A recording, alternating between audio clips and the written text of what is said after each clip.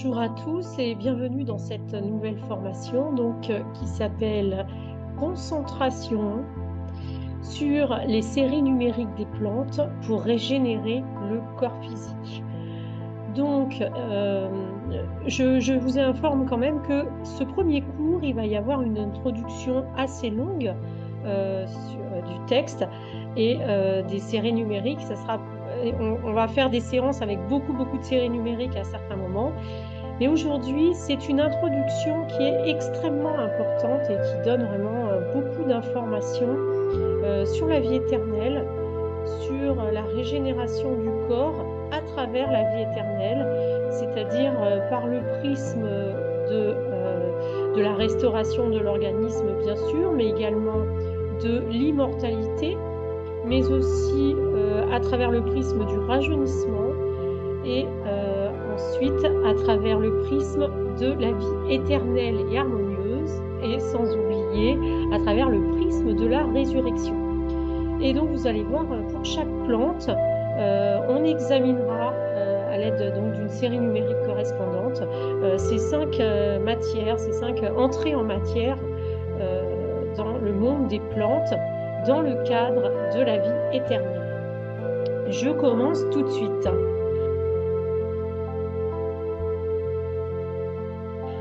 Donc, l'introduction, c'est un texte de 3 tomes. En tout, le texte contient, je ne sais même pas combien de séries numériques parce que c'est pas possible de compter tellement il y en a. Et le nombre de plantes, il faut savoir qu'il y a 3 tomes, donc 2 tomes 250 pages et un tome de 200 pages. Et donc, il y a un lexique, en fait, de toutes les plantes que connaît Grabovoi. Et donc, on étudie ces plantes une par une dans l'ordre alphabétique. Voilà, donc aujourd'hui, cours numéro 1. Donc, ça commence à la page 2 du PDF, si vous voulez suivre sur le PDF. Et donc, nous allons lire l'introduction et l'expliquer parce que des fois, il y a des passages que les gens trouvent un petit peu énigmatiques. Et donc, moi, je vais vous donner ma compréhension. Ça ne veut pas dire que ma compréhension est la seule possible. Ça ne veut pas dire qu'elle est juste à 100% pour chacun d'entre vous. Je vous invite vraiment à vous laisser traverser par le texte. Et si vous avez d'autres inspirations à partir de ce texte, bien sûr, accueillez-les à bras ouverts. Mais voilà, donc moi, je vais quand même tenter de vous expliquer un petit peu parce qu'il y a beaucoup de gens qui sont un petit peu... qui trouvent ça rébarbatif, les textes de Grabovoi, alors que moi, j'avoue que ça me met en transe.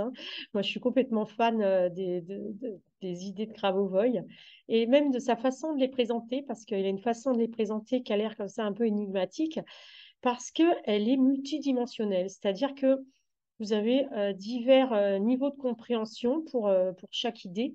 Et donc, vous voyez, c'est pour ça que vous pouvez lire un texte, écouter le texte, et puis 6 mois plus tard, vous le réécoutez, vous entendez complètement autre chose. Donc, moi, je vous invite vraiment à écouter les cours, et notamment ce premier cours-là, et de le réécouter plusieurs fois afin de voir ce que vous comprenez de plus, parce que euh, c'est vraiment un superbe texte sur les plantes. Moi, en plus, avant de connaître Grabovoi, j'avais déjà un goût pour les plantes, une attirance pour le monde végétal. Et là, de relier les deux, relier Grabovoi avec le monde de la nature, c'est juste magnifique.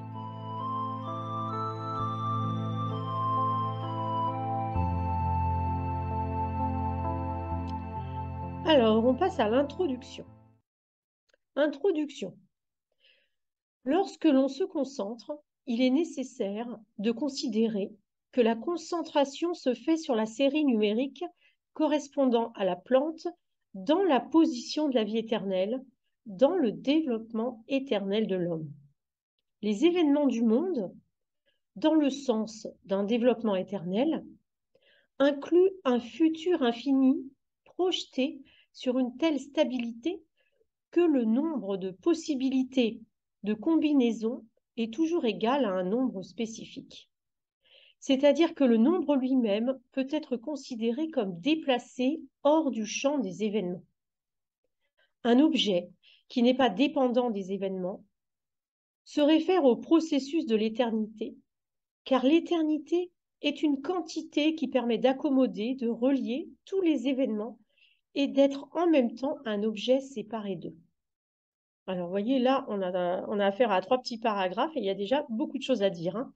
Donc, la première chose à retenir, hein, c'est qu'on est en train d'étudier les plantes dans la perspective de la vie éternelle, hein. Ce n'est pas un texte sur les plantes en général, c'est les plantes, qu'est-ce qu'elles vont devenir dans la vie éternelle, quelles sont euh, les informations portées par ces différentes plantes. C'est vraiment ça qu'on va étudier de près, euh, s'entraîner à capter, à accéder à l'information que nous offrent les plantes, hein, la sagesse des plantes en quelque sorte, hein. Et donc, ce que nous dit Grabovoi, c'est que quand on envisage les choses dans la vie éternelle, on se projette dans un futur illimité. Et ce futur, il devient complètement stable. Vous savez que le futur, généralement, on se dit, bah, le futur, il n'est jamais certain parce que bah, les choses, elles peuvent changer, on peut toujours le modifier, etc., etc. Oui, c'est vrai, hein, Grabovoi est d'accord avec cette idée-là, bien sûr, mais là, on parle d'un futur extrêmement éloigné, hein. Si vous avez fait le test sur le PRK ou si vous avez déjà un petit peu étudié Grabovoi, vous savez qu'on vous demande de vous projeter dans un futur dans 1 million d'années. Et ce n'est pas pour nous faire tourner la tête, hein, de s'imaginer soi-même dans 1 million d'années. C'est de comprendre que ce futur extrêmement éloigné, d'abord, il nous oblige à projeter notre conscience très très loin. C'est-à-dire que grâce à cet exercice de s'imaginer dans 1 million d'années, eh bien, on va emmener notre conscience dans l'infini, en fait, hein, dans l'infini du temps. Et là, ce que nous dit Grabovoi, c'est quand on est à ce point-là, dans ce futur infini, eh bien, il y a une stabilité. Contrairement au futur proche qui peut bouger, hein, on ne sait pas trop des fois ce qui va se passer demain, après-demain, la semaine prochaine ou dans 2 ans, mais le futur éloigné, nous dit Grabovoi, lui, on sait ce qui va se passer, c'est ce qui a été prévu par Dieu, à savoir le monde normalisé, c'est-à-dire le monde, le paradis, hein, on pourrait appeler ça le paradis. Et donc, ce paradis, il est stable. Et donc, on peut s'appuyer là-dessus, nous dit Grabovoi. Et ça, c'est très important dans tous les enseignements de Grabovoi, de comprendre que la vie éternelle, c'est ça, c'est partir du postulat que le futur éloigné est forcément normalisé, forcément parfait, idyllique, puisque c'est la pensée de Dieu. Mais nous, on est un peu coincé dans le temps et donc des fois on oublie cette vérité suprême, à savoir que tout va bien dans le monde de la vie éternelle, hein. Alors, ce que nous dit ensuite Grabovoi dans les passages là, que je viens de lire, c'est que grâce aux séries numériques, eh bien, nous allons nous projeter dans la vie éternelle, hein. Ce qui nous explique, c'est que le nombre même les mathématiques en soi, en fait, hein, le nombre, nous déplace hors du champ des événements, hors du temps. Grâce à la série numérique, nous allons nous placer en dehors du temps et nous n'allons plus être touchés de la même manière par le déroulement du temps. Donc ça, c'est fondamental de comprendre ça aussi, hein. Donc, je vais prendre le temps, hein, vraiment, dans ce texte qui est pas trop compliqué, hein, pour un texte de Grabovoi, il est long, mais comme il y a beaucoup de plantes, on peut faire ça tranquillement sur plusieurs semaines, plusieurs mois, peut-être plusieurs années, j'en sais rien. En tout cas, on a le temps de bien expliquer toutes les notions, hein. Donc là, ce que je viens de vous raconter sur le futur, sur l'éternité des séries numériques, c'est très important, hein, sur le phénomène de se placer hors du temps. Tout ça, c'est très, très important. Et donc, ce que nous dit Grabovoi dans le 3e paragraphe, là, c'était qu'un objet n'est pas dépendant des événements. C'est-à-dire que l'objet, il est naturellement connecté à l'éternité. C'est-à-dire, qu'est-ce qu'un objet chez Grabovoi? Ça peut être, les gens font partie des objets, hein. C'est-à-dire n'importe quelle entité, n'importe quel animal, n'importe quel végétal est un objet, à même titre que les objets matériels, hein. Et donc, il existe en dehors du temps. il a si vous voulez, comme c'est son information, hein, il a une information qui n'est pas altérée par le temps qui passe. Et je continue la lecture au paragraphe suivant. Par conséquent, il s'ensuit que les séries numériques décrites et l'éternité sont dans la même perception humaine. Cela signifie que ce nombre et l'éternité ont des propriétés communes qui peuvent être appliquées pour assurer la vie éternelle par le biais du nombre. L'application de ces propriétés peut se faire par le biais de votre conscience, en identifiant dans l'espace de la conscience le lieu où il y a la zone d'information qui contient le nombre et l'éternité, laquelle peut être l'éternité numérique ou l'éternité du nombre. En effet, le produit de la pensée humaine, tel qu'un nombre au niveau de la conscience, n'est pas lié à l'être humain après le passage du moment de la pensée, car l'information reproduite par la pensée reste dans le temps où la pensée est née. Encore beaucoup de choses à dire sur ces trois paragraphes suivants. Au début, hein, il nous dit que le nombre nous emmène dans l'éternité, la série numérique, elle nous propulse directement dans cette zone d'éternité, et il nous dit qu'on peut bien sûr amplifier cela en étant conscient. C'est-à-dire, si vous comprenez comment fonctionne une série numérique, vous allez la rendre encore plus efficace. Et notamment, il nous parle de l'espace de la conscience, le lieu où il y a la zone d'information de l'éternité. Donc, l'idée, là, c'est de rendre notre espace de la pensée illimité. Et donc, pensez à ça, c'est-à-dire, qu'est-ce que ça veut dire pour vous que d'avoir un espace de pensée illimité? Si vous voulez, le fait même de vous poser cette question vous permet de dilater votre espace de pensée, c'est-à-dire de faire entrer dans votre pensée l'éternité. Donc, posez-vous la question, qu'est-ce que c'est que pour vous cet espace illimité de votre pensée? Enfin, dans le troisième paragraphe, Grabovoi nous dit une chose très importante, que l'information reproduite par la pensée reste dans le temps où la pensée est née. C'est-à-dire que votre pensée, une pensée, elle est créée dans un cadre temporel, dans un temps précis. Et donc, ça veut dire que si on veut se renouveler dans le présent, eh bien, avec de nouvelles pensées, à chaque instant, on a l'occasion de renouveler toute notre réalité. Donc ça, c'est quand même très, très important. Donc, ne soyez jamais coincé sur une culpabilité ou une pensée limitante installée. Pensez qu'à chaque instant, vous pouvez tout changer en changeant votre pensée. Ça, c'est très, très important. Hein. La pensée crée la réalité, vraiment, Grabovoi, c'est ça. Hein. C'est la pensée crée la réalité. Et donc, pourquoi mourir alors qu'on peut avoir une pensée illimitée et une vie illimitée, vous voyez? L'idée, c'est que la pensée crée la réalité, alors la pensée crée l'éternité. Donc ça, c'est très important. La personne en interaction avec cette information ne peut que se rappeler la pensée. Ainsi, le mécanisme de fonctionnement de la conscience se révèle quand un homme au présent, grâce à sa mémoire, interagit avec une pensée qui est déjà dans le champ de l'éternité, car elle est indépendante d'autres événements. Dans ce sens, le passé est indépendant des événements ultérieurs et ne peut être contrôlé qu'au moyen d'informations passées qui ne peuvent être contrôlées que dans l'espace de votre conscience. Dans ce cas, quand le contrôle se base sur l'information du passé connu, cette information sera stockée dans une zone d'information distincte. Cela signifie que le souvenir qu'une personne a d'elle-même, au moment où elle réfléchit sur son passé, lui permet d'entrer en contact avec elle-même. Lorsque la personne n'est pas dépendante des événements, c'est parce qu'elle est dans l'analogie de l'éternité numérique avec l'information de l'éternité. Donc là, Grabovoi nous parle du passé. Il y a plusieurs choses très importantes avec le passé. Là, Déjà, le passé, il n'existe que par notre pensée. C'est-à-dire quand vous êtes en train de penser à votre passé, vous rendez votre passé existant. Et donc, ce que nous dit aussi Grabovoi, c'est que quand on réfléchit à notre passé, on apprend à se connaître soi-même, on apprend à entrer en contact avec nous-mêmes.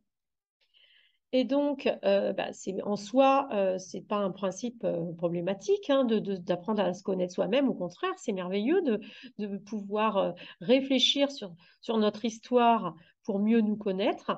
Mais ce que nous dit là Grabovoi à la fin du paragraphe que j'ai lu, c'est qu'il est conseillé de ne pas être dépendant des événements, notamment des événements du passé. Hein. C'est-à-dire si vous avez eu un événement du passé sur lequel vous culpabilisez ou sur lequel vous avez eu de la souffrance, si vous restez coincé là-dessus, vous n'arrivez pas à être dans l'éternité. Donc, il faut, si vous voulez, regarder notre passé, mais de l'extérieur, c'est-à-dire hors du temps, c'est-à-dire à partir de l'information de l'éternité. Vous voyez, à chaque fois, c'est ça. Euh, le, le plus important, ça va être de se placer hors du temps. C'est ça l'éternité, hein, c'est se placer hors du temps. Euh, c'est vraiment comprendre que l'éternité se trouve dans l'instant présent et que cet instant présent, donc, il contient tout notre passé avec nos souvenirs, nos croyances, tout ce qu'on a, toutes les informations qu'on a récoltées. Et il existe également dans cet instant présent tout notre futur, c'est-à-dire tous nos projets, tous nos souhaits, toutes nos attentes, toutes nos projections sur le futur, hein, toutes les croyances qu'on a sur notre futur. Donc, pour avoir un futur qui est harmonieux, normalisé, eh bien, il faut rêver ce futur-là, il faut l'imaginer, ça c'est très important, d'imaginer euh, votre vie rêvée, votre vie parfaite, votre vie réalisée, parce que plus vous allez la visualiser, l'imaginer, plus vous allez lui donner, l'amener vers la manifestation. Donc, il faut vraiment, faut rêver, hein, ça c'est très important, il faut imaginer le futur, il faut construire notre futur, il faut créer notre futur éternel. Et donc, croire à la vie éternelle, c'est tout l'objectif. Hein. Moi, j'ai déjà traduit, je sais pas, une trentaine de textes maintenant, au moins une vingtaine. Oui, au moins une vingtaine. Euh, dans tous les textes, Grégory Grabovoy nous parle de la vie éternelle. Donc, il faut vraiment comprendre une chose, c'est que euh, la vie éternelle, vous ne pouvez pas faire l'impasse dessus. Et donc, vous allez voir, là, on va parler que de ça, de la vie éternelle et comment ça se passe dans la vie éternelle, comment on crée notre vie éternelle, comment on invente notre vie éternelle aussi. Voilà. Et donc, Grabovoy partage bien sûr son, son savoir et ses connaissances. Et donc, c'est vraiment passionnant, hein, bien sûr.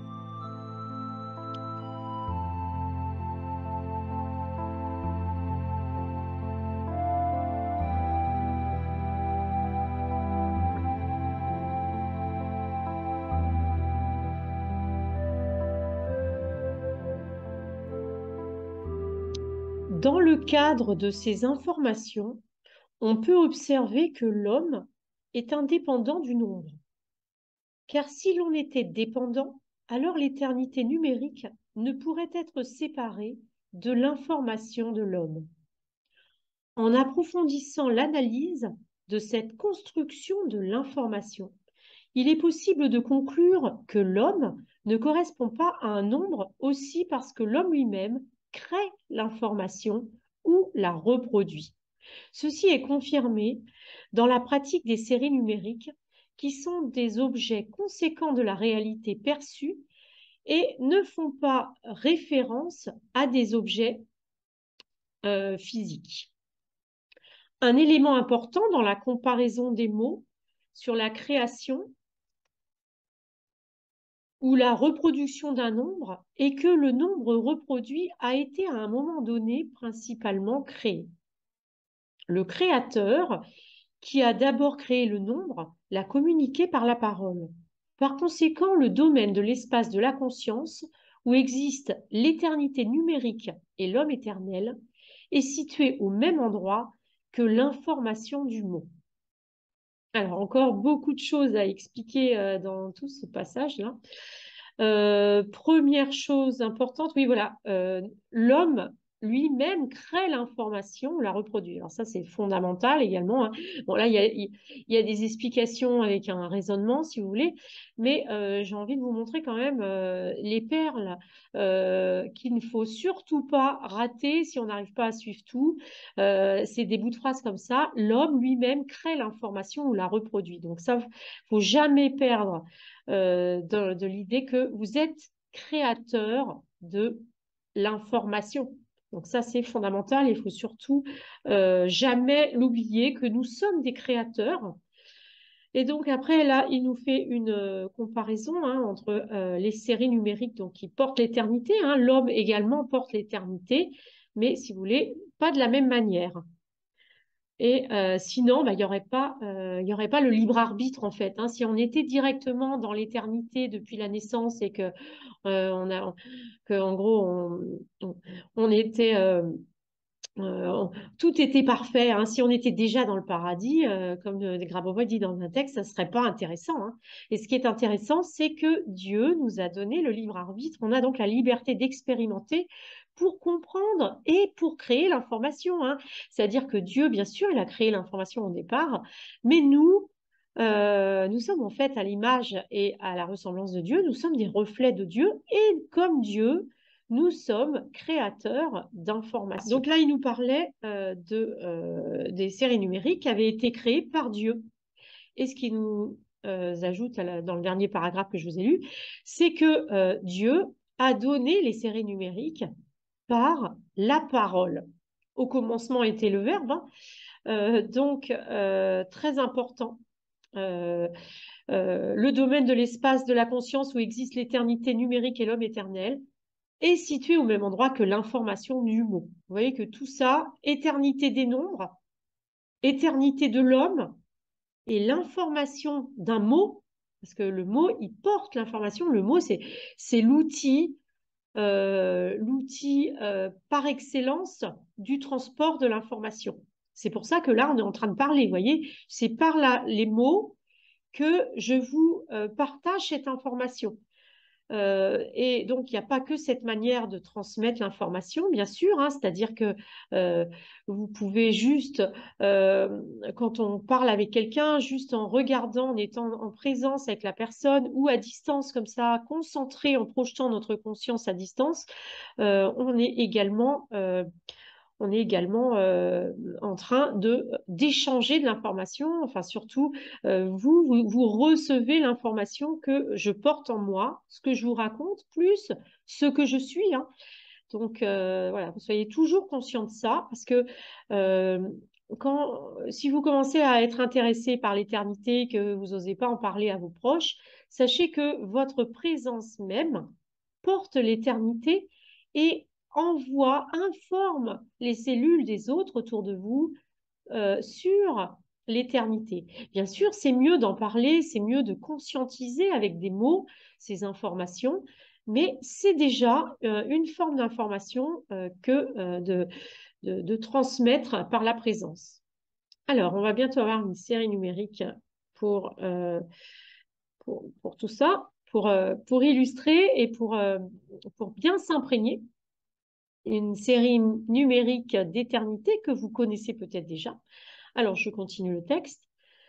Il est donc clair que lorsque l'homme récite mentalement des séries numériques, il crée ainsi une résonance avec les vibrations de l'éternité numérique, car des vagues d'éternité numérique selon les lois de la propagation de la lumière se propagent vers une personne qui est dans le même champ d'éternité et peut ainsi créer l'éternité humaine.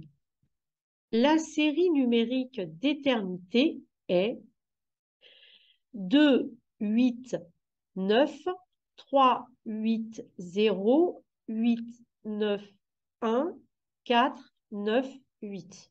Vous voyez qu'il n'y a aucun espace. Je répète. 2, 8, 9, 3, 8, 0, 8, 9, 1, 4, 9, 8. À partir d'elle, l'action de l'éternité peut être perçue à partir de chaque chiffre et pas seulement à partir de la série dans son ensemble. En conséquence, cette observation peut être transférée à tout élément de l'objet de la réalité et à l'objet dans son ensemble. Nous pouvons donc conclure qu'il est possible de restaurer l'organisme humain, non seulement par l'action de l'ensemble de l'organisme, mais aussi par l'action d'une seule cellule. Donc, tout ça, c'est très clair, très important, hein. Donc, la série numérique, regardez-la dans l'ensemble et regardez-la une par une. Moi, maintenant, c'est comme si elle me racontait une histoire. C'est-à-dire, je lis la série numérique et les chiffres, ils me parlent, hein. Par exemple, là, d'un coup, je vois tout de suite les 4-8. Hein. Vous voyez, 2, 8, 9, 3, 8, 0, 8, 9, 1, 4, 9, 8. C'est ça qui me saute aux yeux, surtout que les 8, ils dépassent vers le haut. Et puis, on voit aussi vers le bas les 9. Il y a quand même 3 9. Hein. Et puis, bah, on a un petit peu, on a 1, 2, 3, 4 qui restent et 0. Hein. On a 0, 1, 2, 3, 4 une fois. Voilà. Et donc, c'était pour vous donner un exemple de comment on peut travailler avec les séries numériques selon les conseils de Grabovoi, c'est-à-dire que l'ordre, oui, il est posé au départ, on vous donne la série numérique dans l'ordre, mais laissez jouer aussi avec la série numérique, communiquer avec elle, laissez la série numérique vous murmurer des choses et vous verrez ce qui va se passer en vous, hein, parce qu'on est toujours avec Grabovoi dans l'optique de développer notre clairvoyance, notre accès à l'information, notre construction de la réalité. Hein. Donc, il ne faut jamais oublier tout ça. Nous pouvons donc conclure qu'il est possible de restaurer l'organisme humain, non seulement par l'action de l'ensemble de l'organisme, mais aussi par l'action d'une seule cellule. Je l'avais déjà dit. Les gens ont un lien spirituel intérieur avec leur image dans le passé et à travers cette connexion, ils peuvent recevoir la véritable éternité de l'organisme humain. La dite connexion montre que l'âme et l'esprit de l'être humain sont éternels, non seulement parce qu'ils sont créés ainsi, mais aussi en raison de la loi du développement universel qui est proposée à chaque âme. Il est possible de créer, en plus de l'éternité du corps, l'éternité de l'âme et de l'esprit. C'est le principe de l'autocréation totale de l'homme. L'être humain est capable de créer l'éternité de son corps, de son esprit et de son âme. Ce n'est pas seulement sur la base de l'image passée de l'homme. Donc là, merveilleux également, hein, tout ce que vient de nous dire Grabovoi. Donc, on a déjà notre éternité. Hein, quand on regarde notre passé, on perçoit en fait ce sentiment d'éternité déjà. Deuxième chose importante, cette loi du développement universel pour chaque âme. Hein, chaque âme est invitée et programmée pour évoluer. Ça, c'est très important. Hein, donc, il n'y a personne qui n'évolue pas. Il faut vraiment bien se dire ça. Il faut condamner personne parce que toutes les âmes évoluent. Pas forcément dans la même direction et pas forcément dans celle que vous avez envie. Hein, mais c'est comme ça. Toutes les âmes évoluent. Et donc, on peut percevoir cette éternité dans notre passé, mais bien sûr, on peut la créer dans le présent, vers le futur, vers l'éternité du futur. Hein. Le corps, l'esprit et l'âme, et pas seulement sur la base d'une image de l'homme dans le passé qui est proche de l'éternité numérique, mais aussi sur la base de l'image de l'homme dans le futur, car l'une des propriétés de l'éternité est d'être hors du temps. Il est possible d'imaginer son image dans le futur et de l'appliquer sur la concentration sur les chiffres, sur la concentration des chiffres. Ceci, soit dit en passant, améliore également l'avenir des événements dans le sens d'un développement éternel. Donc, c'est ce que je vous disais tout à l'heure. l'histoire du futur, hein. Vous devez voir l'éternité, vous devez créer votre éternité, tisser votre éternité dans votre futur en l'imaginant, en le visualisant. L'approche décrite dans la gestion de la garantie de la vie éternelle est basée sur les séries numériques des plantes, car les processus optiques de la conscience humaine considérés dans cette approche sont basés sur des objets statiques. Les plantes sont fixées dans une seule image physique humaine qui se trouve dans un endroit particulier de l'espace de la conscience humaine.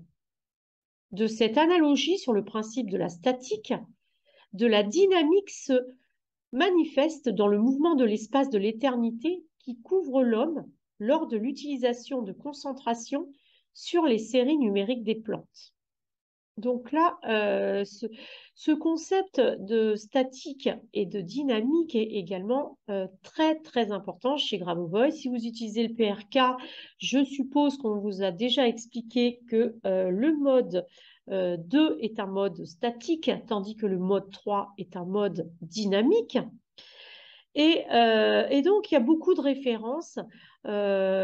Et en fait, ce qui est important, c'est de sentir, par exemple, c'est de comprendre, ce que Grabovoi explique dans plusieurs textes, de comprendre que sous la statique, il existe une dynamique, et sous la dynamique, existe une statique. Et donc là, on va travailler... ouais, bah, c'est ce que vient de dire Grabovoi dans ce que j'ai lu, hein, de cette analogie sur le principe de la statique, de la dynamique se manifeste dans le mouvement de l'espace de l'éternité. Alors, qu'est-ce que la statique? Qu'est-ce que la dynamique? Donc, il y a plusieurs mouvements, si vous voulez, dans le déroulé de la manifestation et de la matière. Il y a des mouvements qui sont statiques, c'est-à-dire qui ont l'air de ne pas bouger. Vous voyez, une plante ou encore plus une pierre, on a l'impression qu'elles sont immobiles. Donc, elles vont être dans des dynamiques plutôt statiques en apparence. Par contre, l'être humain, qui quand même évolue beaucoup plus vite, et surtout les événements. Hein, les événements, il y a des événements, ils apparaissent comme ça d'un coup, ils disparaissent d'un coup. Ça, c'est très dynamique. Vous voyez, c'est deux formes de manifestations qui sont reliées, bien sûr. L'une ne va pas sans l'autre, hein, c'est-à-dire que les mouvements statiques, c'est des mouvements de fond qui ne sont pas perceptibles, mais qui emmènent tout, hein, alors que le dynamique, ça va être quelque chose de voyant, qui se passe, un événement qui est remarquable, hein, qu'on va noter. Et ça peut arriver, comme ça peut disparaître aussi facilement. Et donc, on va parler de ça également avec les plantes, hein, puisque les plantes, elles ont l'air statiques.